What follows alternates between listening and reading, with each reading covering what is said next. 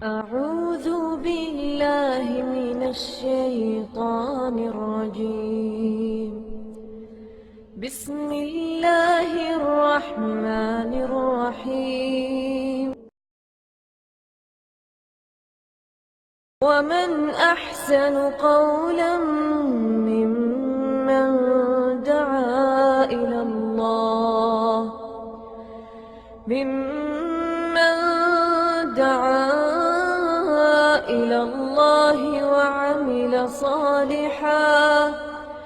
وعمل صالحا وقال إنني من المسلمين.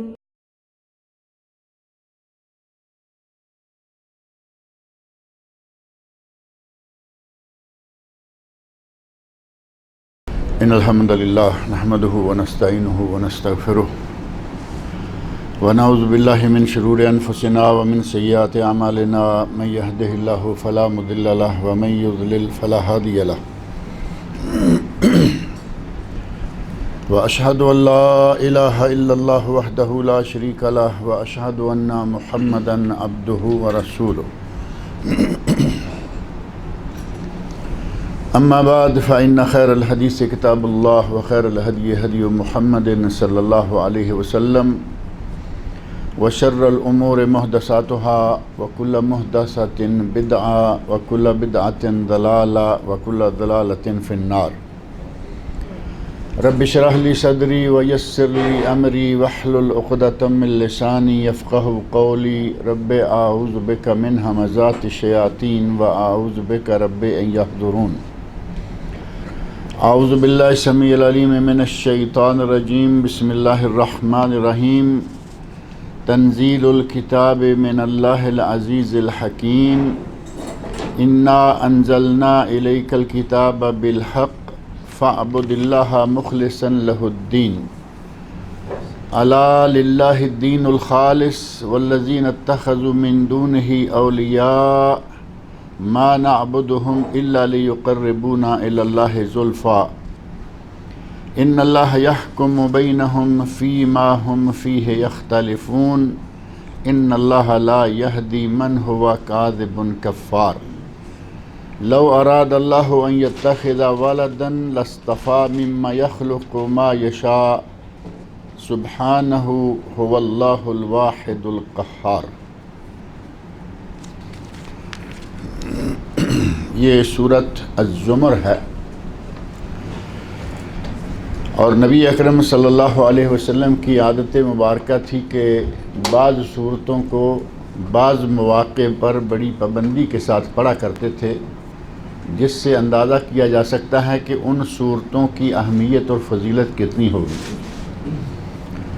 جیسا کہ سورۃ الاعلیٰ سبح اسم ربک الاعلیٰ اور سورۃ الغاشیہ هل اتاک حدیث الغاشیہ، یہ دو صورتیں آپ سنتے ہیں کہ ہر جمعہ میں تقریباً ہر جمعہ میں خطیب حضرات جمعے کی 2 رکعتوں میں پڑھتے ہیں، اور یہی 2 صورتیں عید الفطر اور عید الاضحیٰ کی 2 رکعتوں میں بھی پڑھی جاتی ہیں. ان صورتوں میں جو مضامین ہیں، نبی اکرم صلی اللہ علیہ وسلم اس بات کو پسند فرمایا کرتے تھے کہ ان مضامین کو بار بار دہرایا جائے.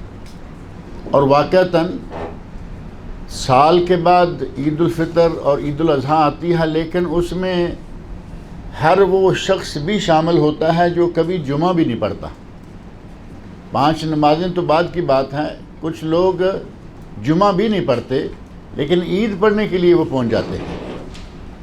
تو اس عظیم اجتماع میں نبی اکرم صلی اللہ علیہ وسلم بڑی پابندی کے ساتھ سورۃ الاعلیٰ اور سورۃ الغاشیہ یہ 2 صورتیں پڑھا کرتے تھے.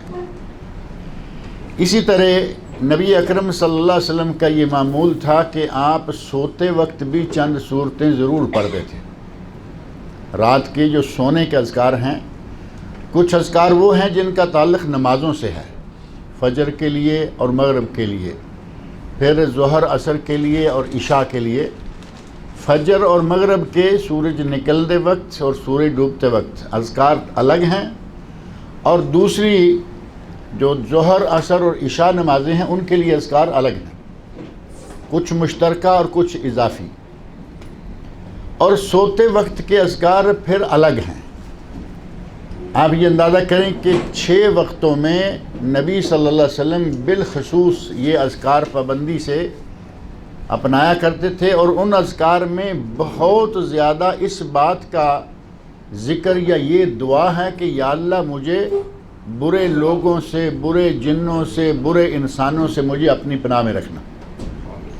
گویا آپ ہر موقع پر سوتے جاگتے نمازوں کے بعد یہ اذکار بکثرت کیا کرتے تھے کہ اللہ ہمیں شر سے محفوظ رکھے، کیونکہ نبی صلی اللہ علیہ وسلم عیسائیوں کے شر میں، یہودیوں کے شر میں، مشرکین مکہ کے شر میں، ہر کسی کے شر کے اندر رہ رہے تھے، اور جب اللہ رب العزت سے آپ پناہ مانگتے، اتنی کثرت سے مانگتے، تو اللہ رب العزت نے آپ کو محفوظ رکھا۔ جس انداز سے آپ ایک انسان ہو کر، ایک شخص ہو کر اتنی بڑی جماعت، اتنے بڑے قبائل اور اتنے لوگوں کے اندر ایک نئی آواز لے کر اٹھے تھے، توحید کی آواز، اگر اللہ کی پناہ نہ مانگی گئی ہوتی تو وہاں بچنا ناممکن تھا۔ لیکن اللہ رب العزت کا ایک وعدہ بھی تھا کہ اللہ رب العزت فرمایا کہ ہم آپ کی حفاظت کریں گے۔ اللہ رب العزت نے اس وعدے کو بھی پورا فرمایا۔ موقع بموقع 23 سال کے عرصے میں نبی صلی اللہ علیہ وسلم کو قتل کرنے کی بہت ساری سازشیں کی گئیں، اور اللہ رب العزت نے ہمیشہ آپ کو محفوظ رکھا۔ اور اس میں بہت سارا عمل دخل اس بات کا بھی تھا کہ آپ بہت زیادہ معوذات، اللہ رب العزت سے پناہ مانگنے کے اذکار بہت کیا کرتے تھے۔ آپ نمازوں کے بعد والے اذکار دیکھ لیں، سوتے وقت کے اذکار دیکھ لیں، سورۃ الاخلاص، قل هو اللہ احد، سورۃ قل اعوذ برب الفلق، سورۃ الفلق، اور سورۃ الناس، قل اعوذ برب الناس، یہ 3 صورتیں ہر نماز کے بعد ہیں۔ 3 نمازوں کے بعد ایک مرتبہ، ظہر، عصر اور عشاء، اور فجر اور مغرب کے بعد 3 مرتبہ، اور سوتے وقت بھی 3 مرتبہ۔ اللہ رب العزت نے اسی کی برکت سے نبی اکرم صلی اللہ علیہ وسلم کو ہر قسم کے شر سے محفوظ رکھا ہوا تھا۔ کیا ہمیں شر سے حفاظت چاہیے یا نہیں؟ تو یہ پابندی کیا کیجئے کہ یہ صورتیں کم از کم سوتے وقت اور نمازوں کے بعد پابندی سے پڑھا کریں۔ نبی صلی اللہ علیہ وسلم سوتے وقت دیگر اذکار کے علاوہ یہ سورت جو آج ہم پڑھنے جا رہے ہیں، سورۃ الزمر، یہ سورت اور اس کے ساتھ ہی سورہ بنی اسرائیل، یہ 2 صورتیں بھی آپ پڑھا کرتے تھے۔ سنن ترمذی میں یہ حدیث موجود ہے۔ سورہ بنی اسرائیل جو 15واں سپارہ آغاز ہوتا ہے، اس صورت کو سبحان الذی اسریٰ بعبدہ لیلا من المسجد الحرام الی المسجد الاقصی الذی بارکنا حولہ لنریہ من آیاتنا الی آخرہ۔ نبی صلی اللہ علیہ وسلم یہ صورت اور ساتھ ہی زمر، اب آپ اندازہ کر لیں کہ نبی صلی اللہ علیہ وسلم کتنے اذکار سوتے وقت کیا کرتے تھے۔ ہم نماز پڑھی، سلام پھیرا، اور 10 مرتبہ سبحان اللہ، 10 مرتبہ الحمدللہ، اور 10 مرتبہ اللہ اکبر کہنے سے گھبرا رہے ہوتے ہیں، سلام پھیرا اور یہ جا رہے۔ نبی صلی اللہ علیہ وسلم نمازوں کے بعد بھی یہ اذکار کر کے اٹھتے، اور سوتے وقت لمبے چوڑے اذکار کیا کرتے تھے۔ اب سورہ بنی اسرائیل، سورہ زمر کو جمع کریں کتنی آیات بنتی ہیں؟ آپ ساری آیات کا باقاعدہ آیات کی تلاوت کر کے سوتے۔ اور سنن ترمذی میں ہی ایک دوسری حدیث ہے جس میں نبی اکرم صلی اللہ علیہ وسلم کا یہ عمل مبارک بتایا گیا ہے کہ آپ سورۃ سجدہ اور سورۃ الملک، یہ 2 صورتیں بھی پڑھ کے سوتے تھے۔ اب کتنی صورتیں ہو گئیں؟ 4 صورتیں نبی اکرم صلی اللہ علیہ وسلم پڑھنے کے بعد اپنا پہلو فراش پہ رکھتے، چارپائی پہ رکھتے، بستر پہ رکھتے، اور پھر آپ سو جایا کرتے تھے۔ اللہ رب العزت نے ان کی برکت سے آپ کو اپنی حفاظت میں رکھا، اور ہمیں بھی اللہ اپنی حفاظت میں رکھے گا اگر ہم بھی پابندی کرتے رہیں۔ اور ان میں سے سورۃ الملک کے بارے میں تو آپ نے بہت ہی زیادہ فضائل بیان کیے۔ فرمایا کہ قرآن کریم میں 30 آیات پر مبنی ایک صورت ہے جو اللہ رب العزت سے جھگڑا کرے گی، اور مسلسل اللہ رب العزت سے مطالبہ کرتی رہے گی کہ یا اللہ تیرا یہ بندہ میری تلاوت کیا کرتا تھا، اس کو بخش دے، اور اس کا جھگڑا تب تک جاری رہے گا جب تک بندے کو جنت میں داخل نہ کر لے۔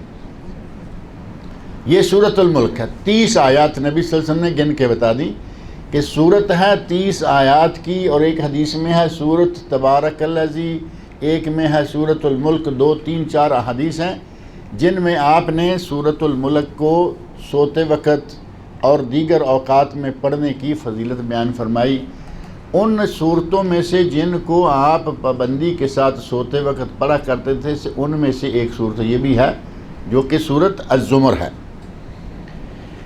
اس صورت کا نام، سورۃ زمر کا نام اسی صورت کے اندر موجود ہے، آیت نمبر 71 اور 73 میں، جو اس کے تقریباً آخر جا کے آتی ہیں، کیونکہ اس کی کل آیات جو ہیں وہ 75 ہیں۔ آیت نمبر 71 میں اللہ رب العزت نے اہل جہنم کا تذکرہ کیا، اور آگے 73 میں اہل جنت کا تذکرہ کیا، اور ان دونوں موقعوں پر اس صورت کا نام آیا۔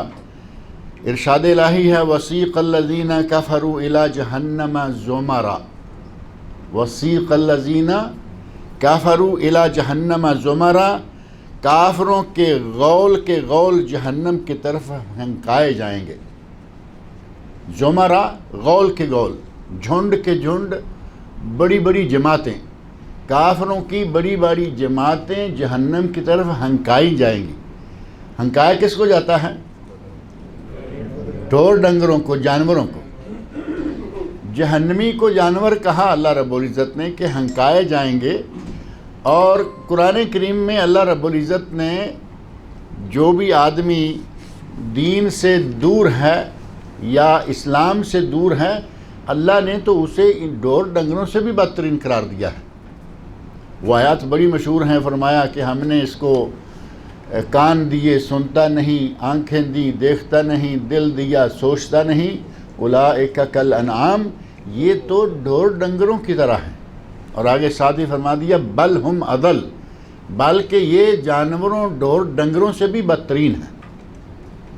تو یہاں اللہ رب العزت نے فرمایا وسیق الذین کفروا الی جہنم زمرا، کافروں کے غول جہنم کی طرف ہنکائے جائیں گے، حتی اذا جاؤہا، جب وہ ہنکا کے لائے جائیں گے اور جہنم کے کنارے وہ پہنچ جائیں گے، فتحت ابوابہا، تو جہنم کے دروازے کھول دیے جائیں گے۔ جہنم کے دروازے ظاہر ہے کہ جن کو ڈالنا ہے وہ لائے جا رہے ہیں، جیسے جہنم کے کنارے پہنچیں گے اللہ رب العزت کے حکم سے جہنم کے دروازے کھول دیے جائیں گے، داروغوں کو حکم ہوگا دروازے کھول دو، تو جہنم کے دروازے کھول دیے جائیں گے۔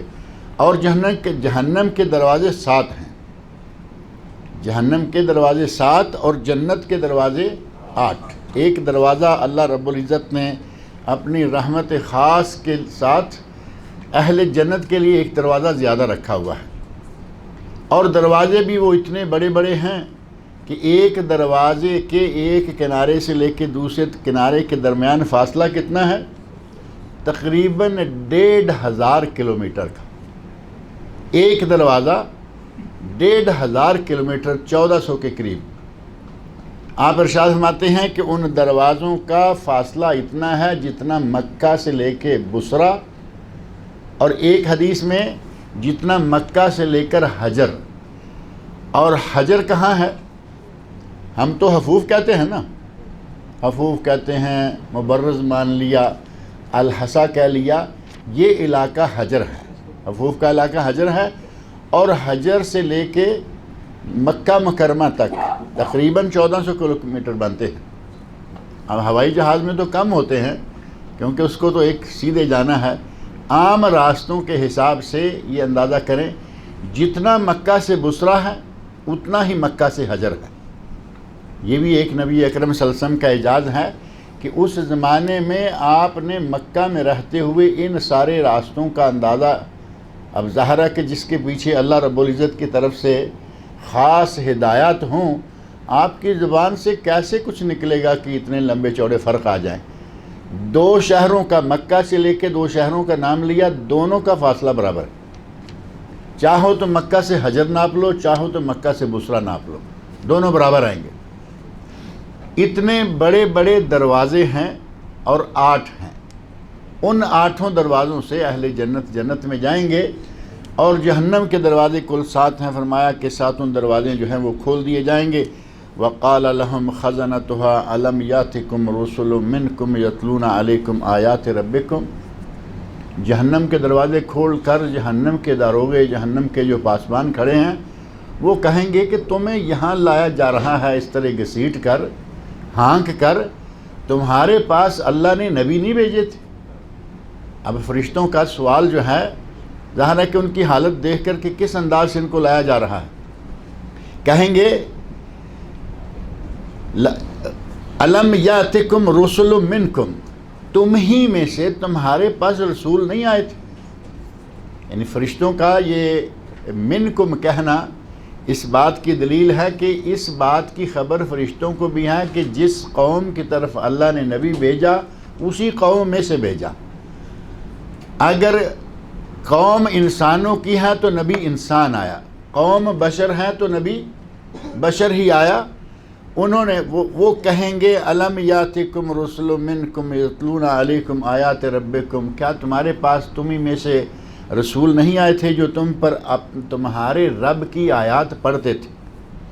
وَيُنذِرُونَكُمْ لِقَاءَ يَوْمِكُمْ هَذَا، اور تمہیں آج کے اس دن سے ڈراتے تھے کہ ایک دن آئے گا تمہیں اللہ کے سامنے جواب دینا ہوگا، جواب دہی کے بعد تمہیں یا جنت میں یا جہنم میں ڈالا جائے گا۔ تمہیں آ کے نبیوں نے یہ نہیں بتایا؟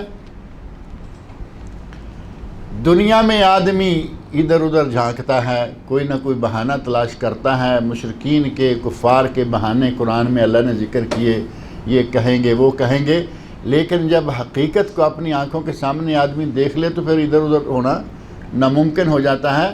جہنم کو سامنے دیکھ لیا، جس طرح وہ گھسیٹ کے لائے جا رہے ہیں وہ ساری صورتحال سامنے آ گئی۔ اب وہاں انہوں نے کسی قسم کا کوئی بہانہ نہیں، بلکہ قالوا بلا، کہا کہ کیوں نہیں، ہمارے پاس نبی آئے تھے، اللہ کے نبی آئے تھے، اللہ کے نبی ہمارے سامنے اللہ کی آیات تلاوت کرتے رہے ولیکن حقت کلمۃ العذاب علی الکافرین، لیکن کافروں پر کلمہ حق عذاب جو ہے، کلمۃ العذاب، کافروں پر عذاب جو ہے وہ طے ہو چکا تھا۔ یعنی ہم نے نہیں مانا، ہم نے انکار کیا، کفر پر اڑے رہے، اور یہ عذاب آج ہمارے لیے موجود ہے۔ قیل ادخلوا ابواب جہنم خالدین فیہا، انہیں کہا جائے گا کہ جہنم کے دروازے میں داخل ہو جاؤ اور اب تمہیں ہمیشہ یہیں رہنا ہوگا۔ فبئس مثوى المتکبرین، یہ متکبر لوگوں کا بہت ہی برا ٹھکانہ ہے۔ متکبر کافر جو ہے وہ متکبر بھی ہوتا ہے، حق کو چھپانا، لوگوں کو اپنے سے حقیر سمجھنا۔ فرمایا کہ یہ متکبرین کا ٹھکانہ ہے جہنم، اور جہنم متکبرین کا بہت ہی برا ٹھکانہ ہے۔ ان 2 آیتوں کے بعد پھر اہل جنت کا تذکرہ کرتے ہوئے اسی صورت کا دوسری مرتبہ نام آتا ہے وَسِيقَ الَّذِينَ اتَّقَوْا رَبَّهُمْ إِلَى الْجَنَّةِ زُمَرًا، اور پھر غول کے غول لائے جائیں گے جو کہ اہل تقوی ہیں، اپنے رب سے ڈرنے والے ہیں۔ الَّذِينَ اتَّقَوْا رَبَّهُمْ، جو اپنے رب سے ڈرتے رہے، تقوی اختیار کیے رہے، إِلَى الْجَنَّةِ زُمَرًا، اور وہ بھی جنت کی طرف لائے جائیں گے، غول کے غول، جماعت کی جماعتیں، حتیٰ اذا جاؤہا، یہاں تک کہ جب وہ آ جائیں گے اس کے پاس، فتحت ابوابہا، تو دروازے کھول دیے جائیں گے۔ وقال لهم خزنتها سلام علیکم طبتم، جنت کے داروغے ان آنے والی جماعتوں کو کہیں گے تم پر سلامتی ہو، تم پر سلامتی ہو، طبتم، تم بہت ہی اچھے ہو، بہت اچھے ہو گئے، تمہارا انجام بہت ہی اچھا ہو گیا ہے۔ طیب کا لفظ استعمال کر دیں نا، طیب بڑا معروف لفظ ہے کہ بہت اچھا، تمہارا انجام جو ہے وہ بہت ہی اچھا ہو گیا ہے۔ فادخلوها خالدین، اور اب تم اس میں ہمیشہ ہمیشہ کے لیے داخل ہو جاؤ۔ 8 دروازے کھل جائیں گے، 8 دروازوں سے لوگ جنت میں داخل ہونا شروع ہو جائیں گے، اور جنت کا دروازہ سب سے پہلے ہمارے نبی حضرت محمد رسول اللہ صلی اللہ علیہ وسلم کے لیے کھولا جائے گا۔ یہ اللہ رب العزت کا ہمارے نبی صلی اللہ علیہ وسلم پر اور انہی کی وجہ سے ہمارے لیے اتنا بڑا انعام ہے کہ ہم اس نبی کے امتی ہیں. جنت کے دروازے بند ہیں اور آپ جا کے جنت کا دروازہ کھولنے کے لیے کہیں گے. فرشتہ کہے گا، جنت کا داروغہ جو مشہور ہے رضوان، جنت کا داروغہ کہے گا کہ تم کون ہو؟ رضوان کا تو دنیا میں آنا جانا نہیں ہو رہا نا. دنیا میں آنا جانا کس کا ہے؟ جبرائیل امین کا. نبیوں پر جبرائیل امین، باقی کچھ کاموں کے لیے باقی فرشتے جیسے اسرافیل ہیں، میکائیل ہیں بارشوں والے. حضرت رسول اللہ صلی اللہ علیہ وسلم جنت کے دروازے پر ہیں. پوچھا جا رہا ہے کہ آپ کون ہیں؟ اور نبی اکرم صلی اللہ علیہ وسلم نے فرمایا کہ میں محمد رسول اللہ ہوں صلی اللہ علیہ وسلم. تو فرشتہ کہے گا کہ مجھے یہی حکم دیا گیا تھا کہ میں آپ کے سوا کسی کے لیے جنت کا دروازہ نہ کھولوں. یہ جنت کا دروازہ صرف آپ کے کھلانے سے کھلے تو نبی اکرم صلی اللہ علیہ وسلم کے کہنے سے دروازہ کھل جائے گا اور 8 دروازے کھلیں گے. اہل جنت میں داخل ہونا شروع ہو جائیں گے. نبی اکرم صلی اللہ علیہ وسلم نے ایک مرتبہ یہی حدیث بیان فرمائی کہ جنت کے 8 دروازے ہیں. ان للجنت 8 ابواب، جنت کے 8 دروازے ہیں. اور پھر آپ نے دروازوں کے کچھ نام لیے کہ فلاں دروازہ ہے، فلاں دروازہ ہے. لوگوں کو اپنے اپنے ذہن سے سوچنے کا موقع ہوتا ہے. جیسے نبی صلی اللہ علیہ وسلم دروازوں کا ذکر کر رہے ہیں، 8 دروازے ہیں، ایک دروازے کا نام یہ ہے، دوسرے کا نام یہ ہے، تیسرے کا نام یہ ہے. تو حضرت ابو بکر صدیق رضی اللہ عنہ وہ موجود ہیں اس وقت. کہتے ہیں اللہ کے رسول، بندہ جنت میں داخل تو ایک ہی دروازے سے ہوگا. ظاہر ہے کہ جنت میں آدمی داخل ہو جائے تو پھر یہ تو نہیں ہوگا نا کہ اس دروازے سے نکلا ہوں، اب دوسرے دروازے سے ہو کے آتا ہوں، تیسرے سے. ایک میں داخل ہو گیا. کہیں گے یا رسول اللہ، کہتے ہیں کہا یا رسول اللہ جنت کے 8 دروازے ہیں، بندہ جنت میں داخل تو ایک ہی دروازے سے ہوگا، لیکن کیا کوئی ایسا خوش نصیب بندہ بھی ہوگا کہ جسے جنت کے 8 دروازوں سے بلایا جائے کہ اس دروازے سے اندر آ جاؤ؟ یہ منظر کبھی دیکھا ہے؟ یہاں آ جاؤ، یہاں آ جاؤ، یہاں آ جاؤ. کہاں دیکھنے میں ملتا ہے؟ آپ کو یہ منظر دیکھنے کے لیے بہت ملے گا. عمرہ کر کے آئیے، حج کر کے آئیے. جیسے ہی آپ صفحہ سے فارغ ہو کے باربر شاپس کی طرف جائیں گے نا، 15 20 30 لائن میں دکانیں لگی ہوئی ہیں، ہر آدمی کہہ رہا ہے ادھر آؤ. یہ منظر 8 دروازوں، جنت کے 8 دروازوں سے حضرت صدیق کہتے ہیں یا رسول اللہ کوئی ایسا بھی ہوگا کہ 8 دروازوں سے بلایا جا رہا ہو کہ ادھر آ جاؤ؟ تو نبی اکرم صلی اللہ علیہ وسلم فرمایا ہاں ابو بکر ایسا بھی کوئی ہوگا اور تو ان میں سے ہے. تو وہ شخص ہے جسے جنت کے 8 دروازوں سے بلایا جائے گا. اللہ رب العزت نے اتنا مقام عطا کیا. نبی اکرم صلی اللہ علیہ وسلم کی زبان مبارک سے اتنی عظیم شخصیت اور اتنے فضائل کی مالک شخصیت. کتنے افسوس کی بات ہے کہ کچھ لوگوں کو ان کا نام تک ہضم نہیں ہوتا، نام رکھنے کو تیار نہیں، نام سننے کو تیار نہیں.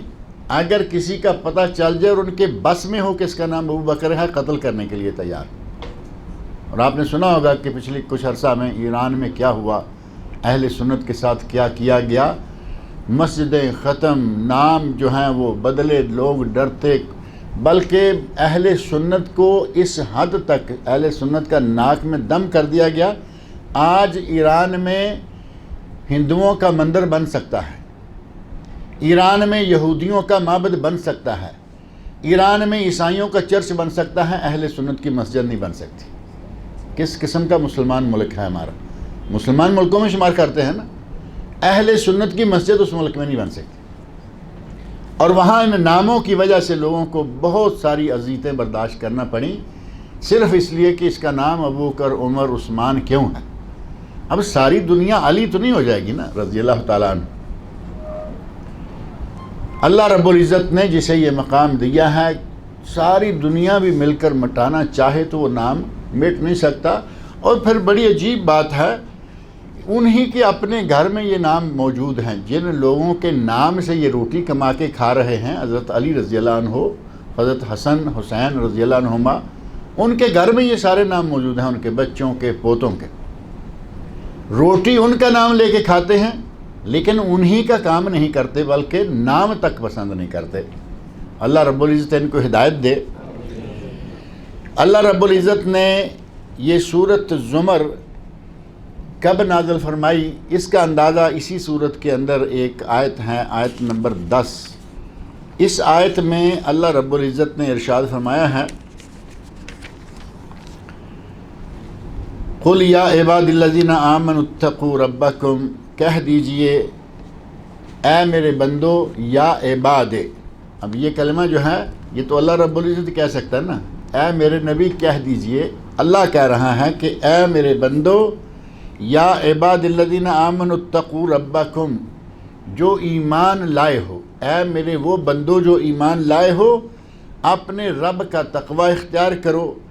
للذین احسنوا فی ہذہ الدنیا حسنہ، وہ لوگ جو نیکی کرنے والے ہیں، وہ لوگ جنہوں نے نیکی کی اس دنیا میں، ان کے لیے حسنہ ہے، ان کے لیے اچھا بدلہ ہے۔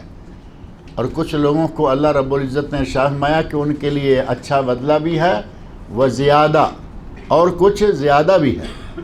اور اس زیادہ کے بارے میں مفسرین نے لکھا کہ اس سے مراد ہے کہ جنت کی نعمتیں ہیں، اور اللہ رب العزت کی زیارت اس پر زیادہ ہے۔ اللہ رب العزت کی زیارت بھی ہوگی، دیدار بھی نصیب ہوگا۔ آگے الفاظ ہیں وَأَرْضُ اللَّهِ وَاسِعَةٌ، اللہ کی زمین بڑی وسیع ہے، اللہ کی زمین کھلی ہے۔ مکہ میں تمہیں تکلیف ہے، مکہ کو چھوڑ دو۔ ان کلمات کو، ارض اللہ واسعہ، ان کلمات کو سامنے رکھتے ہوئے بعض اہل علم نے کہا کہ یہ صورت اس وقت نازل ہوئی ہے جب کہ ابھی ہجرت حبشہ شروع نہیں ہوئی تھی۔ ہجرت حبشہ کے شروع ہونے سے پہلے پہلے یہ صورت نازل ہوئی۔ اس میں اللہ رب العزت نے ارشاد فرمایا، تنزیل الکتاب من اللہ العزیز الحکیم، یہ کتاب اللہ رب العزت کی طرف سے نازل شدہ ہے۔ مشرکین مکہ یہ کہا کرتے تھے نا کہ یہ اب خود سے کچھ بناتا ہے اور کہہ دیتا ہے کہ یہ اللہ کا کلام ہے، یہ اللہ رب العزت نے مجھ پر نازل کیا ہے۔ تو ان کے اس اعتراض، اس شبہ یا اس غلط فہمی یا مغالطے کا رد کرتے ہوئے اللہ رب العزت نے ارشاد فرمایا، تنزیل الکتاب، یہ کتاب نازل کی گئی ہے من اللہ، اللہ رب العزت کی طرف سے، العزیز الحکیم، جو کہ غالب بھی ہے اور حکمت والا بھی ہے۔ اِنَّا أَنزَلْنَا إِلَيْكَ الْكِتَابَ بِالْحَقِّ، ہم نے یہ کتاب آپ پر حق کے ساتھ نازل کی ہے۔ اس کتاب میں جو کچھ ہے وہ حق ہے، اس میں توحید ہے، اس میں رسالت ہے، اس میں معاد ہے، آخرت کے مسائل ہیں اور دین کے احکام ہیں۔ فرمایا کہ یہ ساری چیزیں حق ہیں۔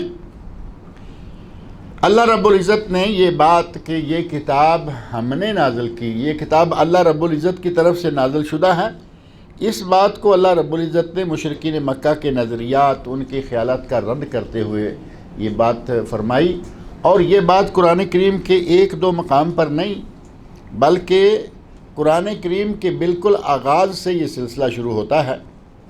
آغاز سورۃ البقرہ ہے، اور سورۃ البقرہ کی آیت نمبر 23 اللہ رب العزت ارشاد فرماتے ہیں، وَإِن كُنتُمْ فِي رَيْبٍ مِّمَّا نَزَّلْنَا عَلَىٰ عَبْدِنَا، اگر تمہیں شک ہے کہ یہ کتاب جو ہے ہم نے جو اپنے بندے پر نازل کی ہے، اگر تمہیں شک ہے کہ یہ اللہ کی طرف سے نہیں ہے بلکہ یہ خود بناتا ہے، اگر کسی میں ایسی ہمت ہے کہ وہ ایسی کتاب بنا سکتا ہے، یہ ہوئے یا دوسرا کوئی ہوا، بڑے سے بڑا ادیب ہے، تو وہ یہ کام کر کے دکھا دے کہ وہ بھی کوئی اس طرح کی کتاب، کوئی صورت، کوئی ٹکڑا بنا کے لے کے آئے۔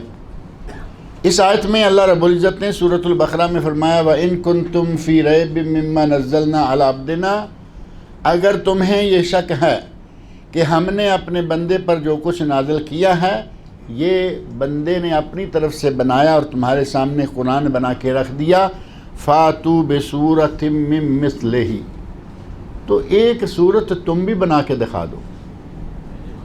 وہ بھی عربی ہے، محمد عربی، نبی عربی، ہاشمی ہے، تم سارے بنی ہاشم ہو. وہ عربی ہے، تم سارے عرب ہو، بنی ہاشم ہی نہیں سارے عرب ہو. تم سارے مل کر ایک صورت بنا دو. اگر یہ قرآن اللہ نے نہیں نازل کیا، اس شخص نے تمہاری طرف ایسے ہی افتراءً کہہ دیا ہے کہ اللہ کا نازل کرنا ہے، تو اللہ نے فرمایا کہ تم ایک صورت ہی بنا کے دے دو. قرآن کریم کی کتنی صورتیں ہیں؟ 114. 114 صورتوں میں سے فرمایا کوئی ایک صورت بنا کے دکھا دو تو پتہ چلے کہ یہ قرآن اللہ کی طرف سے ہے یا نہیں ہے. وَادْعُوا شُهَدَاءَكُم مِّن دُونِ اللَّهِ إِن كُنتُمْ صَادِقِينَ، اگر تم سچے ہو کہ یہ کتاب اللہ کی طرف سے نہیں ہے، تم اپنے دعوے میں سچے ہو، تو فرمایا کہ اپنے جتنے تمہارے گواہ ہیں، جتنے ساتھی ہیں، جتنے مل سکتے ہیں، ان سب کو بھی ساتھ لگا لو. اپنے جتنے بھی ساتھی چاہتے ہو ملا لو اور سب مل کر ایک صورت بنا دو. اور آگے اللہ رب العزت نے ساتھ ہی چیلنج فرما دیا، فَإِن لَّمْ تَفْعَلُوا وَلَن تَفْعَلُوا، اگر تم ایسا نہ کر پاؤ اور یقیناً ایسا نہیں کر پاؤ گے. فرمایا کہ اگر تم ایسا نہ کر پاؤ، وَلَن تَفْعَلُوا، اور ہرگز ایسا نہیں کر پاؤ گے، فَاتَّقُوا النَّارَ الَّتِي وَقُودُهَا النَّاسُ وَالْحِجَارَةُ، تو پھر اس آگ سے ڈر جاؤ جس آگ کا ایندھن پتھر اور انسان ہوں گے. وقودها الناس والحجارہ، یعنی اگر تم نے اللہ رب العزت کی اس کتاب کو منزل من اللہ نہ مانا تو پھر تمہارا ٹھکانہ جہنم ہوگا جو کہ بنائی گئی ہے. النار التی وقودها الناس والحجارہ، جس میں کہ پتھر بھی جل رہے ہوں گے، انسان بھی جل رہے ہوں گے، یہ ایندھن بنے ہوئے ہوں گے. اعدت للکافرین، جو کہ کافروں کے لیے تیار کی گئی ہے. اللہ رب العزت نے فرمایا کہ ایک صورت ہی اس طرح کی تم بنا کے دکھا دو. اور سورہ یونس میں اللہ رب العزت نے یہی بات سورہ یونس میں تھوڑے سے مختلف انداز سے ارشاد فرمائی. فرمایا ام یقولون افطراہ، یا یہ لوگ کہتے ہیں کہ یہ افطرا ہے. افطرا کا معنی ہوتا ہے اپنی طرف سے کوئی بات گھڑی اور کہہ دیا کہ یہ فلاں نے کہی ہے، یعنی جھوٹی بات. اگر تم کہتے ہو کہ یہ قرآن نعوذ باللہ افطرا ہے، میرے نبی نے اپنی طرف سے بنا کے میرے نام سے تمہارے لیے پیش کر دیا ہے، قل فاتوا بصورت من مثلہ، تم ایک صورت اس جیسی لے آؤ. وادعوا من استطعتم من دون اللہ، اللہ کے سوا جس جس کو چاہتے ہو اپنے ساتھ لگا لو. ان کنتم صادقین، اگر تم سچے ہو، اگر تم اپنی اس بات میں سچے ہو کہ یہ قرآن اللہ کی طرف سے نہیں بلکہ اس نے خود بنایا اور تمہارے سامنے رکھ دیا ہے، ساری دنیا کو اپنے اللہ کے سوا ساری دنیا کو اپنے ساتھ لگا لو اور ایسی کوئی ایک صورت بنا کے دکھاؤ. بل کذبوا بما لم یحیطوا بعلمہ، آگے اللہ رب العزت نے دوسرا موضوع شروع کر دیا کہ اللہ رب العزت نے اس کتاب کو نازل کیا ہے حق کے ساتھ. اور اسی طرح سورہ ہود میں اللہ رب العزت نے آیت نمبر 13 میں ان کے اس چیلنج کو تھوڑا سا اور بڑا کر دیا. پہلے تو کہا کہ صرف ایک صورت بنا دو، آگے فرمایا ام یقولون افطراہ، وہی کلمات بالکل. کیا یہ کہتے ہیں کہ یہ افطرا ہے، یہ جھوٹ ہے، یہ خود ساختہ ہے، بنایا خود ہے، نام اللہ کے لگاتا ہے. قل فاتوا بعشر صور مثلہ، 114 صورتیں نہیں کہتا، چلیے 10 صورتیں ہی بنا کے لے آئیے. اس طرح کی جس طرح کا یہ قرآن ہے 10 صورتیں بنا کے لے آئیے. مفتریات، اور تم جو بھی بنا کے لاؤ گے وہ صحیح معنوں میں افطرا پردازی ہوگا، لیکن بنا کے لے کے آؤ. وَادْعُوا مَنِ اسْتَطَعْتُم مِّن دُونِ اللَّهِ إِن كُنتُمْ صَادِقِينَ، اور اگر تم سچے ہو تو پھر جس کو چاہو اللہ کے سوا اس کو اپنے ساتھ لگا لو، ملا لو اور یہ کام کر کے دکھا دو. فَإِن لَّمْ يَسْتَجِيبُوا لَكُمْ، اور اگر وہ تمہاری بات نہ مانے، اب کون آئے گا اس کے مقابلے میں؟ اللہ رب العزت نے جا بجا ان کو چیلنج دیا، اور ایک جگہ پر سورہ بنی اسرائیل میں اللہ رب العزت نے ارشاد فرمایا قل لئن اجتمعت الانس والجن، اب ان کے ساتھ ایک پارٹی اور بھی کہا، وہ بھی شامل کر لو، تم انسان ہو، ساری دنیا کے انسان مل جاؤ اور ساتھ ہی جنوں کو بھی ملا لو، دونوں ہو گئے، جن بھی آ جائیں اور انسان بھی سارے اکٹھے ہو جائیں، مل کر قرآن جیسا قرآن بنا کے دکھا دو۔ فرمایا قل، اے میرے نبی کہہ دیجئے، لئن اجتمعت الانس والجن علی ان یاتوا بمثل ھذا القرآن لا یاتون بمثلہ، تم جنوں انس مل کر اس قرآن جیسا قرآن لاؤ، نہیں لا سکو گے۔ فرمایا نہیں لا سکو گے۔ اللہ رب العزت کا یہ چیلنج کس انداز سے ہے؟ وَلَوْ كَانَ بَعْضُهُمْ لِبَعْضٍ ظَهِيرًا، اگرچہ یہ لوگ مل کر ایک دوسرے کی مدد کر کے بھی قرآن ایسا لانا چاہیں، پوری دنیا کے انسان اور تمام جن اور تمام جن و انس سارے مل جائیں اور ایسا قرآن لانا چاہیں، فرمایا یہ قرآن نہیں لا سکتے۔ اللہ رب العزت نے 3 انداز سے چیلنج کر کے کہا کہ پورا قرآن لے آؤ، پورا قرآن نہیں ملتا 10 صورتیں بنا کے لے آؤ، 10 صورتیں تو پھر رہیں، کہا ایک ہی صورت بنا کے لاؤ، پتہ چل جائے کہ یہ افتراء پردازی ہے یا واقعی اللہ رب العزت نے اپنے خاص طریقہ سے وحی کے ذریعے اپنے نبی پر نازل کیا ہے۔ فرمایا تنزیل الکتاب من اللہ العزیز الحکیم، یہ اللہ عزیز جو کہ غالب ہے، جو ہر کام پر غالب ہے اور حکیم ہے، حکمتوں والا ہے۔ اللہ رب العزت کی اس قرآن کریم کے نزول کے سلسلے میں حکمتیں دیکھیں کہ چاہتا تو نبی پہ پورا قرآن نازل کر سکتا تھا یا نہیں، لیکن نہیں کیا۔ پورا قرآن لوح محفوظ میں موجود تھا، یہ نہیں کہ آہستہ آہستہ ہی بنا۔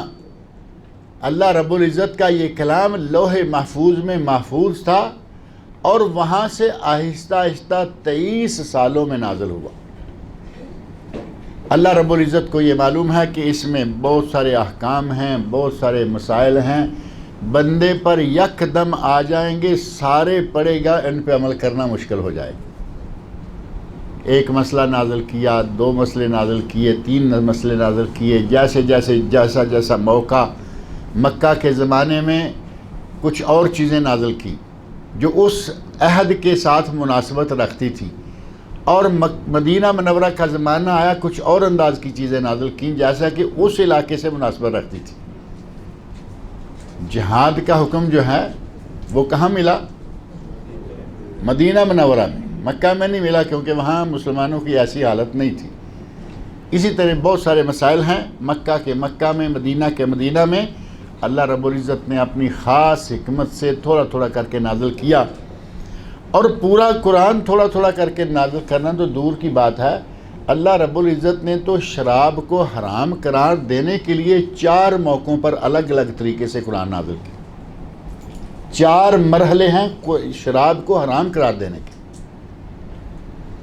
اور یہ تدریج، یہ سٹیپ بائی سٹیپ لوگوں کو شراب سے دور کرنا، چونکہ انسان کی فطرت ہے کہ جس کام پر اس کی عادت بنی ہوئی ہے، وہ پکا ہوا ہے، اسے یکدم کہا جائے تو اس کے لیے مشکل ہو جاتی ہے۔ ام المومنین حضرت عائشہ صدیقہ رضی اللہ عنہ فرماتی ہیں کہ ایک قرآن نازل ہوتا رہا موقع بموقع، اور شراب کی حرمت آئی، اور وہ بھی تدریجاً آئی، موقع بموقع آئی، 4 موقعوں پر آئی۔ اگر اس وقت مکہ والے اتنے رسیہ اور اتنے عادی تھے شراب پینے کے کہ اگر یک دم انہیں کہا گیا ہوتا کہ شراب چھوڑ دو، دین چھوڑ دیتے، شراب نہ چھوڑتے۔ یہ بھی اللہ رب العزت کی حکمت تھی کہ ان کو آہستہ آہستہ کہا۔ مسلمان بھی تو معلوم ہے اس وقت پیتے تھے، مسلمان بھی شراب پیتے تھے، کتنے واقعات ہیں، شراب پی ہوئی تھی، نشہ تھا، نماز پڑھنے لگے اور آیات آگے پیچھے ہونا شروع ہو گئی، کلمات آگے پیچھے، اور ان کا زیر زبر آگے پیچھے۔ تو اللہ رب العزت نے اس کو آہستہ آہستہ ان کے ذہن سے دور کیا، اور بالآخر کہا فَاجْتَنِبُوهُ، اب اس کو بالکل ہی چھوڑ دو، اجتناب کرو۔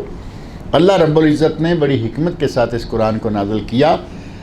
انا انزلنا الیک الکتاب، اور فرمایا کہ ہم نے اے میرے نبی آپ پر کتاب نازل کی ہے بالحق، حق کے ساتھ، فاعبد اللہ مخلصا لہ الدین، تم اللہ کی عبادت کرو دین کو اس کے لیے خالص کرتے ہوئے،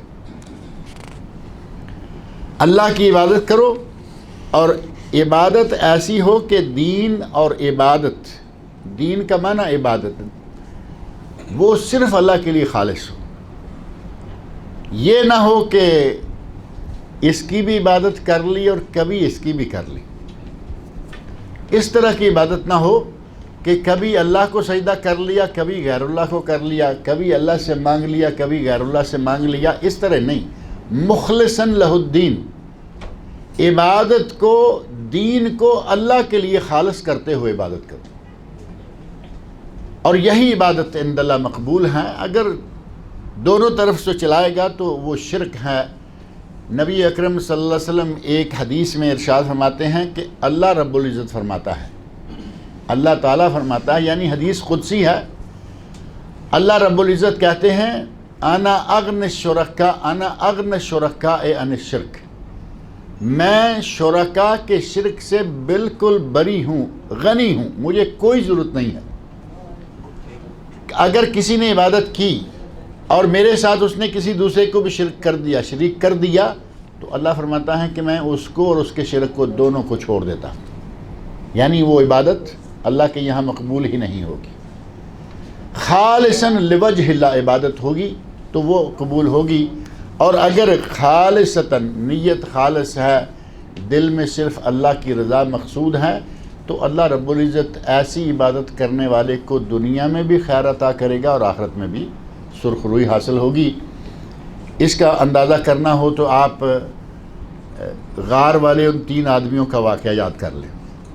صحیح بخاری میں واقعہ موجود ہے، نبی اکرم صلی اللہ علیہ وسلم نے ارشاد فرمایا کہ غار میں 3 آدمی بند ہو گئے، سفر میں تھے، بارش ہوئی، اور اتنی زوردار بارش ہوئی کہ انہیں ایک غار میں پناہ لینی پڑی، مجبور ہو گئے کہ غار میں پناہ لیں، اور بارش کے زور سے بہت بڑا پتھر چٹان ٹائپ لڑکا اور وہ آ کے غار کے منہ پہ بیٹھ گیا، غار بند ہو گئی۔ 3 آدمی جس پتھر کو اٹھا نہیں سکتے، وہ بارش کے زور سے، ہوا کے زور سے، اب سوچ سکتے ہیں کہ ایسے کیسا ہوگا۔ بارش اور ہوا آندھی کے زور سے آپ نے مختلف موقعوں میں دیکھا ہوگا، دکانیں اڑا کے لے جاتے، گاڑیاں تک، گاڑی اب کتنی بھاری چیز ہے،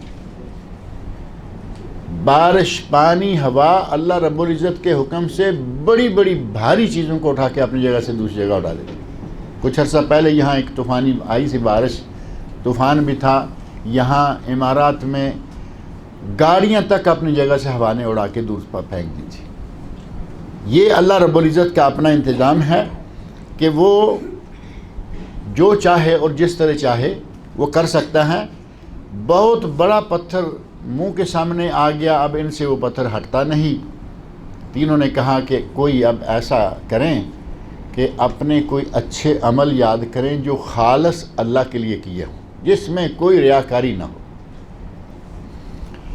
لگتا ہے کہ وہ بندے ٹھیک تھے، ہم تو اگر تلاش کرنا چاہیں تو ہمیں تو اپنا ایسا عمل ہی نہیں ملے گا جو صرف اللہ کے لیے ہو۔ ہماری تو نظر ادھر بھی رہتی ہے، ڈاکٹر صاحب بھی راضی رہیں، یہ لوگ بھی راضی رہیں، میں نے یہ نہ کیا تو یہ لوگ کیا کہیں گے، ہے یا نہیں؟ جب یہ باتیں آ جائیں تو سمجھیں کہ نیت خالص نہیں ہے۔ وہ بندے خالص تھے، انہوں نے ایک ایک عمل اپنا نکالا۔ ایک نے کہا یا اللہ تو جانتا ہے، تو جانتا ہے میری چچا زاد بہن تھی، میں اس کے ساتھ برائی کرنا چاہتا تھا، اس نے انکار کیا۔ ایک وقت آیا کہ وہ بھوکی فقر کے ہاتھوں تنگ ہو کر، مجبور ہو کر میرے پاس کچھ لینے آئی، تو میں نے اس شرط پر اسے دینے کا، رضامندی کا اظہار کیا کہ میرے ساتھ برائی کرو، اور مجبوری کے عالم میں اب مرتے ہوئے وہ مان گئی، لیکن جب میں برائی کرنے لگا تو اس وقت پھر اس نے مجھے کہا اتق اللہ، اللہ سے ڈر جاؤ، یہ مہر عصمت ہے، اسے اللہ کے نام کے سوا نہ تو، یعنی نکاح کر کے اگر یہ کام کرو تو ٹھیک ہے، نہیں تو یہ مہر عصمت ہے، اللہ رب العزت کی لگائی ہوئی مہر، اسے رہنے دو۔ یا اللہ تو جانتا ہے کہ میں نے اس لڑکی کو بھی چھوڑ دیا، وہ گناہ بھی چھوڑ دیا، اور جو اسے دیا تھا وہ بھی چھوڑ دیا، اور تو جانتا ہے کہ میں نے یہ کام صرف تیری خاطر کیا تھا۔ اتنی بڑی چٹان اللہ رب العزت کے حکم سے ہٹ گئی، لیکن ساری نہیں ہٹی، اندر روشنی آنا شروع ہو گئی، یعنی کچھ کام ہو گیا۔ دوسرے نے کہا یا اللہ تو جانتا ہے میں اپنے والدین کی اس انداز سے خدمت کرتا رہا ہوں کہ بکریاں چرایا کرتا تھا، دودھ دھو کے لاتا، سب سے پہلے میں اپنے والدین کو پلاتا اور پھر اپنے بچوں کو، بیوی کو دیتا۔ ایک دن میں دور بکریاں لے گیا، واپس آنے تک وہ دونوں سو چکے تھے۔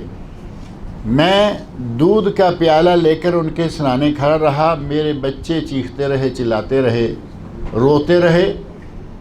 والدین کو اٹھا نہیں رہا کہ ان کی نیند خراب ہو جائے گی، اور بچوں کو دودھ نہیں دے رہا کہ میرے ماں باپ نے ابھی پیا نہیں۔ میرے والدین اپنی نیند پوری کر کے اٹھے، پہلے ان کو دودھ پلایا اور پھر بیوی بچوں کو دودھ دیا، اور یا اللہ تو جانتا ہے کہ میرا یہ عمل صرف تیری رضا کے لیے تھا۔ چٹان اور ہٹ گئی، لیکن ابھی نکلنے کا راستہ نہیں بنا۔ تیسرے نے کہا میرے پاس مزدور نے مزدوری کی، اپنی مزدوری چھوڑ کر چلا گیا، ایک عرصے کے بعد دوبارہ آیا تو مجھے آ کے کہا کہ میرے کچھ پیسے تمہارے پاس بنتے ہیں۔ وہ جس آدمی کے پاس پیسے بنتے تھے وہ یہاں ان تینوں میں سے ایک موجود ہے، اور وہ کہتا ہے کہ میں نے اس کے پیسے تجارت میں لگا دیے، جو اس کی مزدوری بنتی تھی تجارت میں اللہ رب العزت نے برکت دی، اس مزدوری کے پیسوں سے بکریوں کا ریوڑ بن گیا، بکریاں بڑھتی رہیں اور ریوڑ بن گیا۔ اس نے جب کہا کہ میرے پیسے، تو میں نے کہا کہ یہ جتنا وادی میں بکریوں کا ریوڑ ہے یہ سارا تیرا ہے۔ تو وہ کہتا ہے کہ میں تو پہلے ستایا ہوا ہوں فقر و فاقے کا، اور تم میرا مذاق اڑا رہے ہو۔ میں نے کہا نہیں، مذاق نہیں، یہ تیرا حق ہے، اور یا اللہ تو جانتا ہے کہ وہ ساری بکریاں لے گیا، بکری کا بچہ بھی نہیں چھوڑا۔ اب اس کا حق تھا، اس نے اپنا حق مکمل حاصل کیا۔ کہا یا اللہ تو جانتا ہے کہ میں نے یہ عمل صرف تیری رضا کے لیے کیا تھا۔ چٹان ہٹ گئی اور وہ تینوں باہر نکل آئے۔ اللہ رب العزت نے خلوص کے ساتھ عبادت کرنے کا کتنا بڑا بدلہ دیا کہ اگر وہ اس پرخلوص عمل کا ذکر نہ کرتے تو کیا ہوتا؟ تینوں مر جاتے۔ اللہ رب العزت نے ان کی جان بخش دی صرف ان کے ایک ایک نیک عمل کے نتیجہ میں، جو خالص اللہ کے لیے کیا گیا۔ اگر کوئی بھی عمل کریں تو اس میں نبی اکرم صلی اللہ علیہ وسلم ہمیں یہ واقعہ بتا کر کیا سکھانا چاہتے ہیں کہ جب بھی عمل کرو صرف اللہ کی رضا کے لیے کرو۔ یہ کیا کہے گا، وہ کیا کہے گا، ان باتوں کو چھوڑو، صرف اللہ کی رضا کے لیے کرو۔ اگر اللہ کی رضا کے لیے کریں گے تو وہ ہوگا مخلصاً لہ الدین، خالص اللہ کے لیے وہ عبادت ہوگی۔ الا للہ الدین الخالص، خبردار ہو جاؤ، اللہ ہی کے لیے ہے دین خالص، خالص عبادت صرف اللہ کے لیے۔ والذین اتخذوا من دونہ اولیاء، وہ لوگ جنہوں نے اللہ کو چھوڑ کر کچھ اور لوگوں کو پکڑ لیا، اولیاء بنا لیا، جو ولی بننے کے لائق بھی نہیں تھے انہیں بھی ولی بنا لیا۔ ہمارے پاس اولیاء کی بہت ساری اقسام ہیں نا، طرح طرح کی اقسام ہیں، کپڑے والے ولی، تھوڑے کپڑے والے ولی، ننگے ولی، بدبخت بالکل ننگے، الف ننگے جس کو کہتے ہیں۔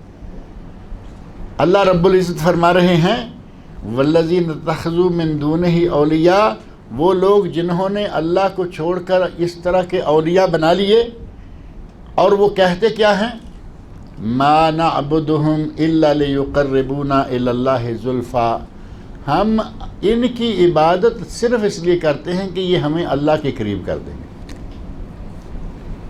اس کا معنی یہ کہ وہ اللہ کی عبادت بھی کرتے تھے، اللہ کو بھی مانتے تھے، اللہ کو مانتے تھے۔ اور میں نے پچھلے ایک درس میں ذکر کیا بار بار اللہ رب العزت نے فرمایا اے میرے نبی ان سے پوچھو زمین و آسمان کس نے بنائے، کہیں گے اللہ نے۔ تمہیں کس نے بنایا، روزی کون دیتا ہے، کہیں گے اللہ دیتا ہے۔ یہ پوری مخلوق کس کی ہے، اللہ کی۔ یہ ساری چیزیں مشرکین مکہ بھی مانتے تھے، صرف توحید عبادت میں شرک کرتے تھے۔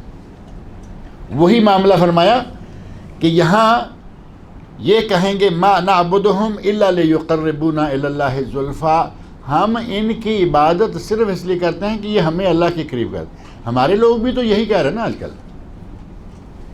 ہماری تو سنتا نہیں اور ان کی، ہمارے پنجاب میں کہتے ہیں ہماری سنتا نہیں ان کی موڑتا نہیں، یعنی ہماری سنتا نہیں اور ان کا انکار نہیں کرتا۔ عجیب قسم کا انداز۔ ہم ان کے پاس آ کے، مزار پہ آ کے، دربار پہ آ کے چڑھاوے چڑھا کے ہم ان کے ذریعے مانگتے ہیں، کیونکہ ہماری وہ سنتا نہیں اور ان کا انکار نہیں کرتا، ان کے آگے کوئی انکار نہیں۔ اور یہی بات قرآن کریم میں اللہ رب العزت نے سورہ یونس اس کی آیت 18 میں بھی یہی بات ارشاد فرمائی اور فرمایا ہؤلاء شفعاؤنا عند اللہ، ہم ان کی عبادت اس لیے کرتے ہیں کہ اللہ کے پاس ہمارے سفارشی بن جائیں گے، اللہ کے پاس ہمارے سفارشی بن جائیں گے۔ جب کہ اللہ کے پاس یہ سفارشی بنیں گے جسے کپڑا نصیب نہیں، جو نماز نہیں پڑھتا۔ اب آپ بتائیے کہ جو کپڑا نہیں پہنتا وہ نماز پڑھے گا؟ پیر صاحب ننگے ہیں، گندے ہیں، ننگے ہیں، کپڑا نصیب نہیں، اب کہیں گے کہ یہ کھڑا ہو کے نماز ہی پڑھے گا؟ جو آدمی نماز تک نہیں پڑھتا، آپ اس کو جا کے اپنا سفارشی بنا رہے ہیں اللہ کے سامنے کہ یہ ہمارا سفارشی ہوگا۔ ہؤلاء شفعاؤنا عند اللہ، یہ اللہ کے پاس ہمارے سفارشی ہیں۔ اللہ کے پاس سفارش ہر کوئی نہ کر سکے گا، اللہ کے پاس سفارش صرف وہ کرے گا جسے اللہ اجازت دے گا۔ آیت الکرسی تو پڑھتے ہیں نا، من ذا الذی یشفع عندہ الا باذنہ، اللہ کے حکم کے سوا کوئی سفارش نہ کر سکے گا۔ اور ایسے لوگوں کو اللہ حکم دے گا جو ننگے بیٹھے ہوئے ہیں، عورتیں مرد سب کو زیارت کروا رہا ہے اور نماز کی توفیق نہیں، کسی دینی کام کی توفیق نہیں۔ ان لوگوں نے یہ کہا کہ ہم ان بتوں کی پوجا اس لیے کرتے ہیں کہ یہ ہمیں اللہ کے قریب کر دیں۔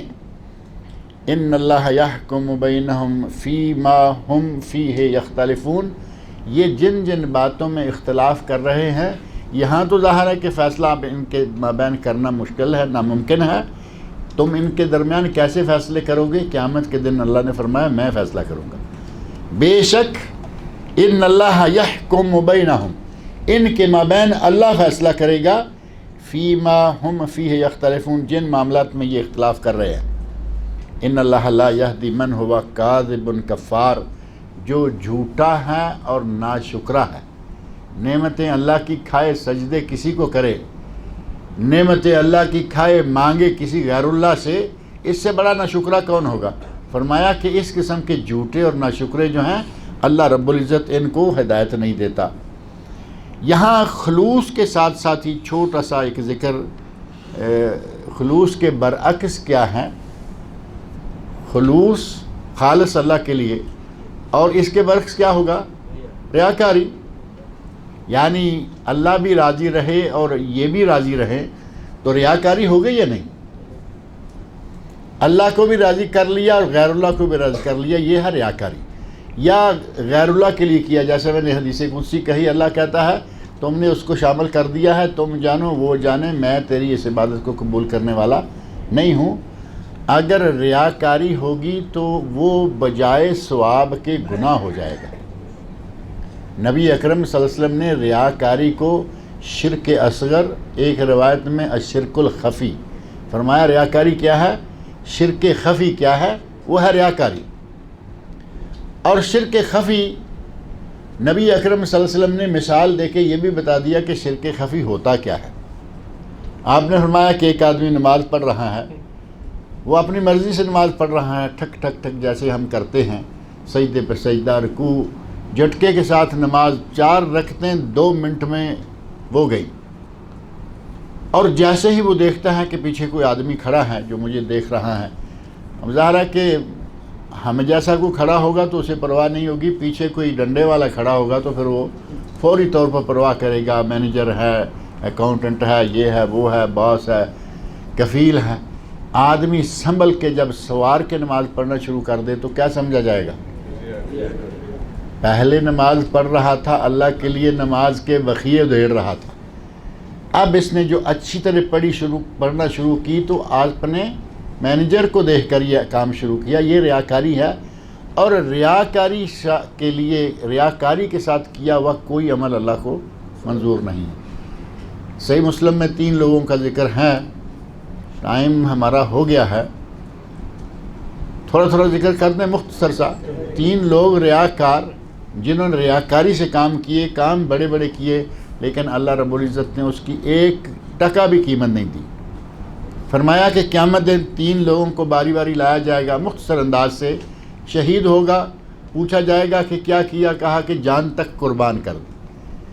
اللہ کہے گا جھوٹ بکتے ہو، میرے لیے نہیں، تم نے یہ اس لیے کی لیقال لک جری، تاکہ لوگ کہیں کیا بات ہے، ببر شیر ہے، شیر دل ہے، فلاں ہے، ڈمکان ہے۔ لوگوں نے کہا ثم امر بہ فصحب علی وجہہ فالقی فی النار، اللہ حکم دے گا اسے منہ کے بل گھسیٹتے ہوئے جہنم میں پھینک دو۔ جان دے دی ہے، جو دنیا کی سب سے قیمتی دولت ہے ہمارے پاس، ہر چیز سے زیادہ ہم جان کو ہی قیمتی سمجھتے، جان بھی دے دی لیکن اللہ کے لیے نہیں دی، اس کے پیچھے کچھ اور مقاصد تھے، ملک میں نام ہو جائے گا، ملک کی تاریخ میں نام ہو جائے گا، یہ ہو جائے گا، وہ ہو جائے گا۔ اللہ رب العزت نے فرمایا اس کو گھسیٹ کے جہنم میں ڈالو۔ مولوی کو بلایا جائے گا، ہاں کیا کیا، قاری صاحب، حافظ صاحب، بڑے درس دیے، بڑے بڑے جلسوں میں یہ کیا وہ کیا، فرمایا بکتے ہو، تم نے میرے لیے کیا، تم نے یہ سارا کچھ اس لیے کیا لیقال لک قاری، تاکہ لوگ کہیں کیا قاری ہے، کیا لچھے دار درس دیتا ہے، کیا یہ کرتا ہے وہ کرتا ہے۔ اسے بھی اسی طرح ذلیل کر کے گھسیٹ کے جہنم میں پھینک دیا جائے گا، اور پھر دولت مند کو لایا جائے گا، تمہیں دولت دی، کیا کیا، تو کہتا ہے یا اللہ جہاں بھی دولت کے خرچ کرنے کی جگہ دیکھی تیری رضا کے لیے خرچ کر دی۔ کہے گے اللہ رب العزت جھوٹ بکتے ہو تم، اسے بھی گھسیٹ کر جہنم میں۔ 3 آدمی دیکھو، ایک نے دولت لٹائی، ایک نے اپنا وقت اور محنت کی، اور ایک نے جان تک دی۔ اللہ نے کسی کا 1 ٹکا بھی قیمت نہیں لگائی، بلکہ تینوں کو گھسیٹ کر جہنم میں پھینکنے کا حکم دے دیا، اس لیے کہ ان کے پاس خلوص نہیں تھا، ریاکاری تھی، غیر اللہ کو دکھلاوا کر کے وہ کام کر رہے تھے۔ اللہ رب العزت مجھے اور آپ سب لوگوں کو خلوص کی دولت عطا فرمائے، اور ریاکاری سے اللہ رب العزت ہمیں بچائے۔ اللہ تعالی ہمیں قرآن کریم پڑھنے، سننے، سمجھنے اور اس کے احکام پر عمل کرنے کی توفیق عطا فرمائے۔ اگلی جمعرات کو انشاءاللہ جلسہ ہے، مسجد المحیدب ہے یہاں سبیخہ میں، یہ تھوڑا آگے کر کے، جہاں چائے کی دکانیں ہیں 2-4 یہاں بڑی مشہور ہیں، بڑی مشہور حیدرآبادی دم کی چائے، اور یہ وہ وہیں یہ مسجد محیدب نئی بنی ہے، اس میں جمعرات کو، اگلی جمعرات کو عشاء کی نماز کے بعد شیخ مقصود الحسن فیضی صاحب الغات والے، وہ انشاءاللہ تشریف لا رہے ہیں اور وہ درس دیں گے۔ خود بھی آئیے سنیے، اور دوست و احباب کو بھی لائیے اور سنائیے۔ اگلی جمعرات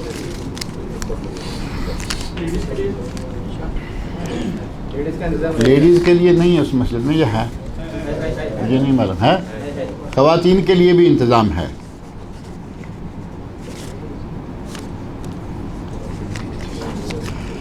یہ چند سوالات ہیں، ان میں سے ایک سوال کچھ پرانا ہے، اور وہ یہاں میرے پاس رکا ہوا تھا، کبھی کسی درس میں آ گیا کبھی کسی میں۔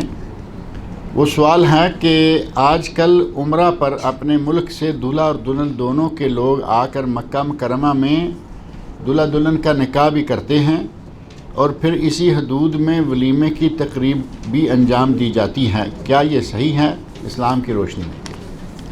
یعنی مالدار لوگ جو ہیں وہ دولہا دلہن کو بھی لیتے ہیں اور پوری بارات کو بھی لیتے ہیں، یعنی دولہا دلہن بھی لے لیا، اس کے گھر والے بھی دونوں کے لے لیے، اور جو دوست احباب اور ہیں ان کو بھی لے لیا، اور وہ اپنے ملک سے چلے، مکہ آئے، اور یہاں آ کے ظاہر مکہ آئیں گے تو عمرہ کرنا پڑے گا، عمرہ کریں گے، نکاح کریں گے، اور یہیں مکہ میں ہی کہیں نہ کہیں کسی ہوٹل میں کسی جگہ پر ولیمہ بھی کریں گے، تو کیا یہ اسلامی نقطہ نظر سے جائز ہے؟ اب یہ بظاہر دیکھنے میں تو بڑے اچھے عمل ہیں، بڑے اچھے عمل ہیں، عمرہ کریں گے، مسجد حرام میں نکاح پڑھیں گے، مکہ میں ولیمہ کریں گے، بہت اچھا نظر آتا ہے، لیکن اس اہتمام کا کیا پہلے زمانے سے یا نبی صلی اللہ علیہ وسلم کے عہد مبارک سے بھی پتہ چلتا ہے؟ صحابہ بھی ایسا کیا کرتے تھے؟ آپ نے کسی کو ایسا کرنے کا حکم دیا؟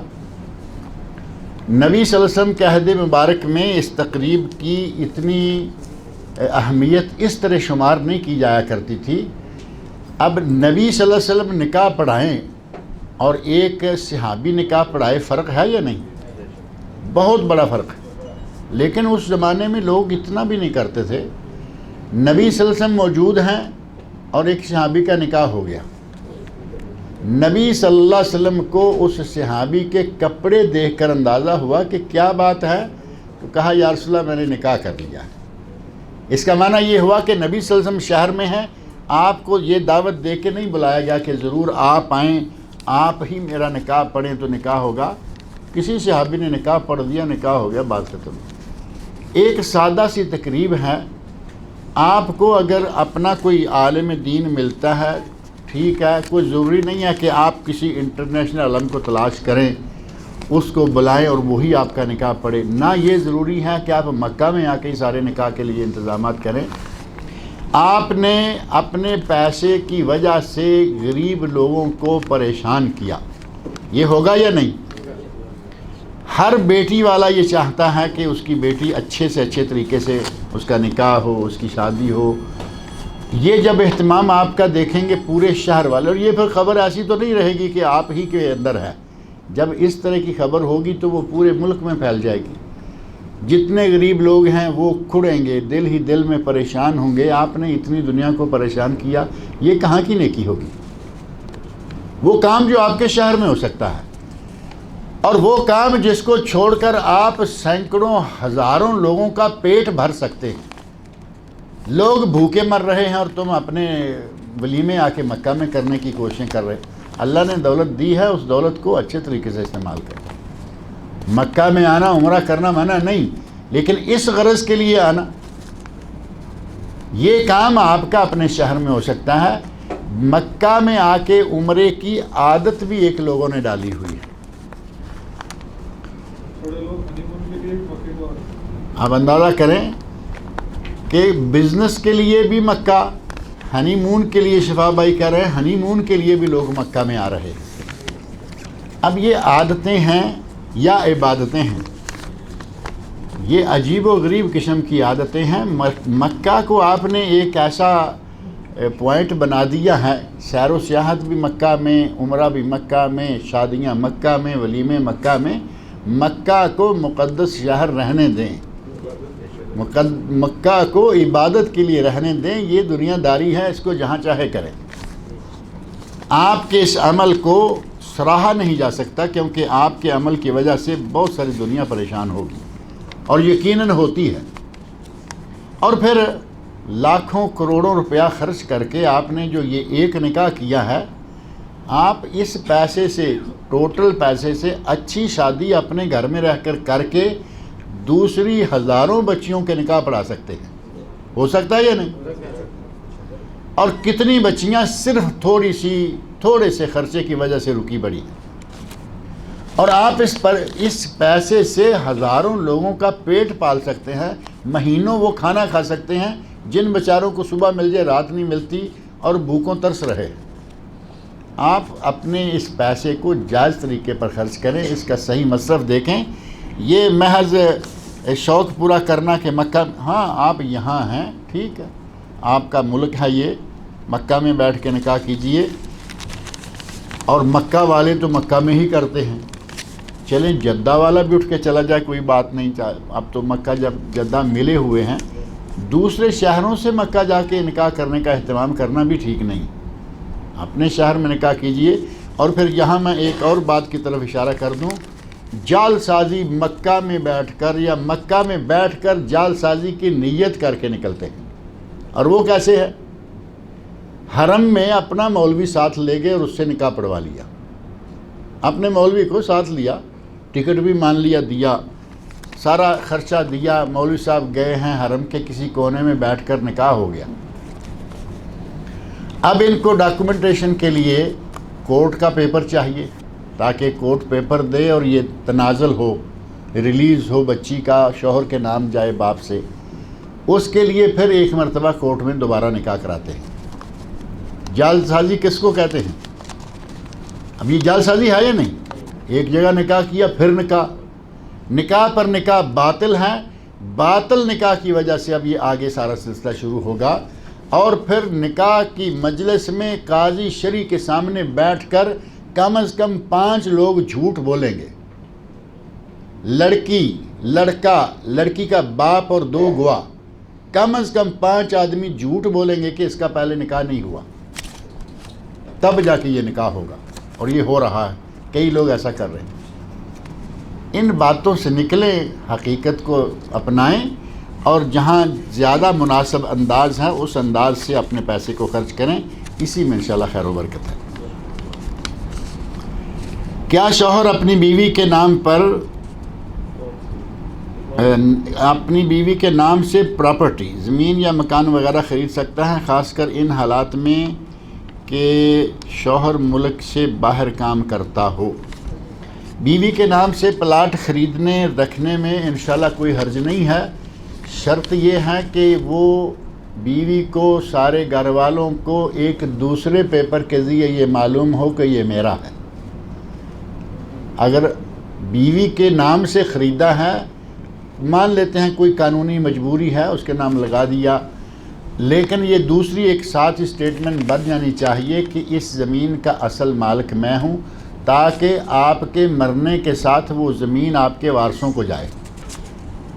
اگر مثال کے طور پر بیوی کے نام پلاٹ، بیوی کے نام فلیٹ، بیوی کے نام کھیت کچھ بھی خرید لیا اور اگلے دن آپ کا کام تمام ہو گیا، اب اللہ جانتا ہے کس وقت کب کبھی ہوا نکل جائے غبارے سے. اب یہ جو ایک قیمتی پراپرٹی ہے یہ کہاں جائے گی؟ بیوی کو، بیوی کی ماں کو، بیوی کے باپ کو، بیوی کا اگر بچہ نہیں ہے تو پھر اس کے بھائی بہنوں کو. آپ نے اپنے سارے وارثوں کو محروم کر دیا یا نہیں کر دیا؟ اگر کسی نے یہ کارروائی کرنی ہے تو ساتھ ہی یہ کارروائی کر کے رکھے کہ یہ زمین اس کا اصل مالک میں ہوں، یا یہ پلاٹ فلیٹ کا اصل مالک میں ہوں. اس شکل میں انشاءاللہ کوئی حرج نہیں. اگر آ کے پیار کے کیا کہیں گے، پیار کی لہر میں بہہ کر ایسا کریں گے تو اپنے اعمال کو برباد کر لیں، کیونکہ وارثوں کو وراثت سے محروم کرنا بہت بڑا جرم اور اپنی قبر کو خالی کرنے والی بات ہے. کیا کسی صحیح حدیث سے ثابت ہے کہ جنت میں مریم علیہ السلام کی شادی رسول اکرم صلی اللہ علیہ وسلم سے کر دی جائے گی؟ میرے سامنے ایسی کوئی حدیث نہیں ہے کہ مریم کی شادی حضرت رسول اللہ صلی اللہ علیہ وسلم سے کی جائے گی. اور کچھ لوگ تو ہمارے بڑے عجیب و غریب شادیاں ثابت کرتے رہتے ہیں. کہتے ہیں کہ حضرت یوسف علیہ السلام اور زلیخا، جو نام تو کتاب و حدیث میں نہیں ملتا، عزیز مصر کی بیوی، کہتے ہیں کہ بہت عرصہ گزر گیا، پھر اللہ رب العزت نے ان کو بڑھاپے سے جوانی دی اور ان کا نکاح ہوا. اللہ کو کیا مجبوری تھی کہ ان کے جوانی کے بڑھاپے کو ختم کر کے جوانی لائی؟ اور پھر وہاں لکھنے والوں نے عجیب و غریب قسم کی شاعری کی ہے، یوں لگتا ہے جیسے کوئی ہیرو ہیروئن باتیں کر رہے ہیں. اللہ رب العزت نے اس عورت کو قرآن کریم میں ایک فاحشہ عورت قرار دیا ہے. ایک فاحشہ عورت ثابت ہوتی ہے، سورہ یوسف پڑھ کے دیکھیں. یوسف علیہ السلام کے نکاح میں وہ کیسے آئے گی؟ اور اتنا کھینچ تان کے ان کے نکاح میں دینے کی پتہ نہیں ہمیں ضرورت کیا پڑ جاتی ہے. ان کا معاملہ ان کے ساتھ وہ گئے، زمانہ گزر گیا، آپ ان کے نکاح کرا رہے ہیں. کیا ہسپتال میں کسی غیر مسلم کی تیمارداری کی جا سکتی ہے اور کیا اس کا بھی ہمیں اجر ملے گا؟ نبی صلی اللہ علیہ وسلم کا ارشاد ہے، صحیح بخاری کی حدیث ہے، فی کل ذات کبد رطبۃ اجر. ہر وہ جس کے اندر ایک تازہ جگر موجود ہے، جاندار ہو گیا، یعنی لکڑی پتھر نہیں، جاندار ہے، اس کے ساتھ آپ احسان کریں گے، اس میں آپ کو اجر ملے گا۔ آپ نے اس میں کافر نہیں کہا، مسلمان نہیں کہا، آپ نے اس میں انسان نہیں کہا، حیوان نہیں کہا، جس کے ساتھ بھی احسان کریں گے اللہ ثواب دے گا۔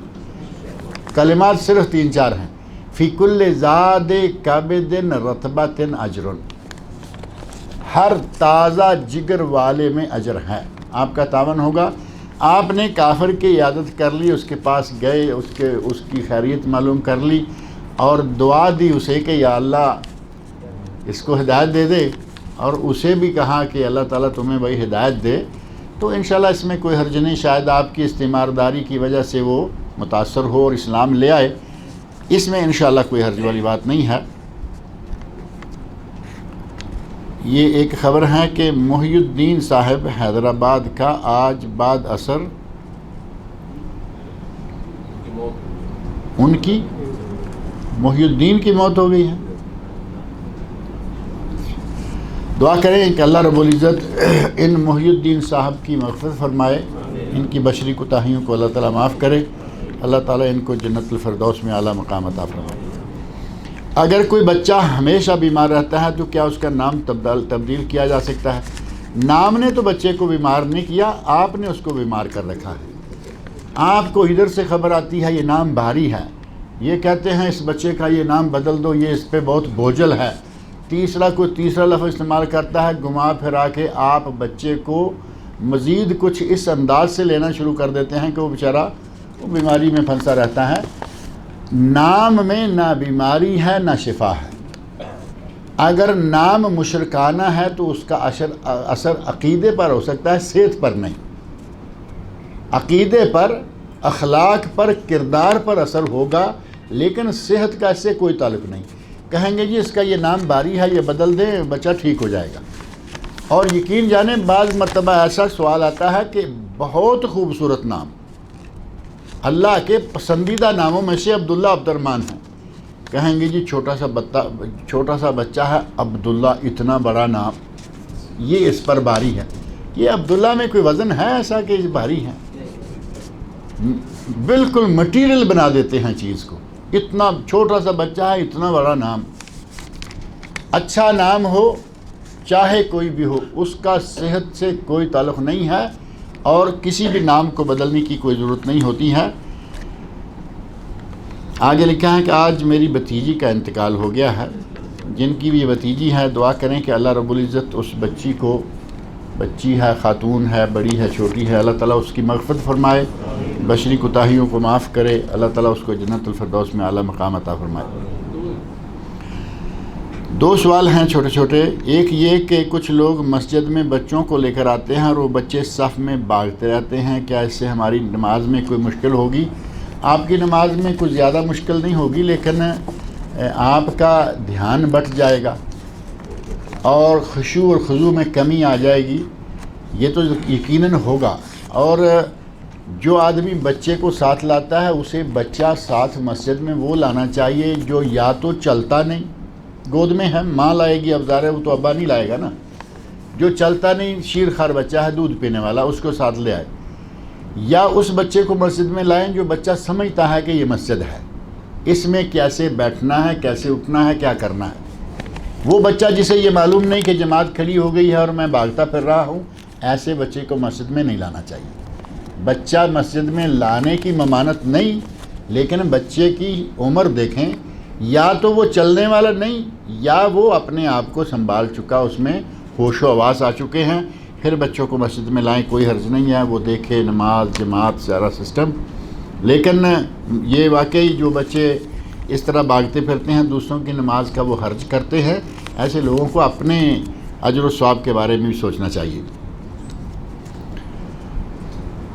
بچوں کا مسجد میں آنا نبی صلی اللہ علیہ وسلم کے عہد مبارک میں ثابت ہے، لیکن بچے وہ کون سے تھے؟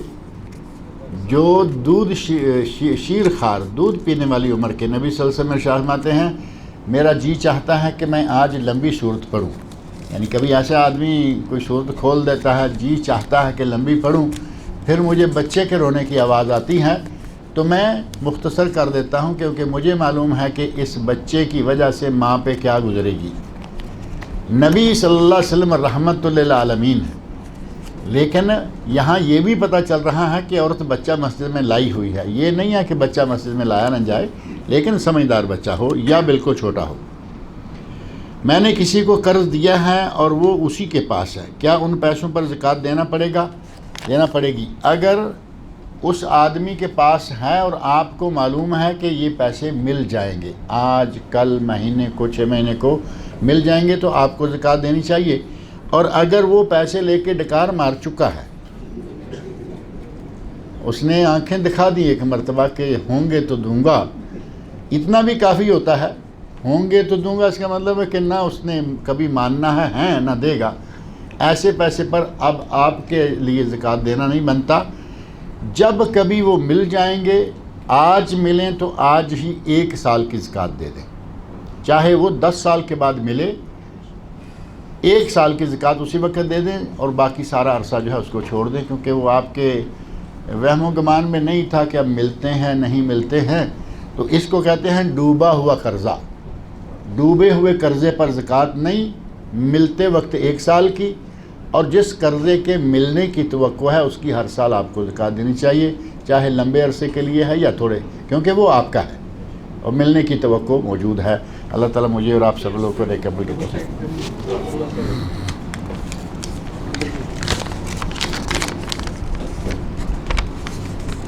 چلے میں یہ ورقہ سنبھال لیتا ہوں. دوسری طرف 4 سوال ہیں، مجھے تو اس طرح نظر آیا کہ شاید یہی ہیں. انشاءاللہ اگلے درس کے بعد اس کا ذکر کریں گے.